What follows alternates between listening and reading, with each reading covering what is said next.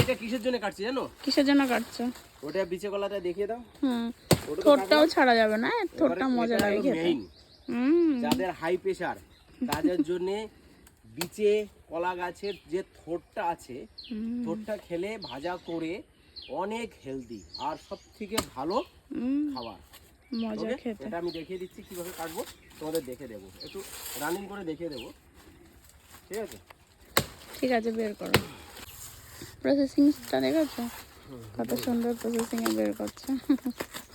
একটু কষ্ট আছে, যে কোনো ভালো জিনিস খেতে হলে একটু কষ্ট করতেই হবে, কিছু করার নেই। তারপরে থোড়টাকে বের করো, না ভেতরে দেখা যাচ্ছে। এই দেখো, এই যে থোড়টা। ঠিক আছে, আরামসে বের করো, টাইম লাগবে একটু, আরামসে।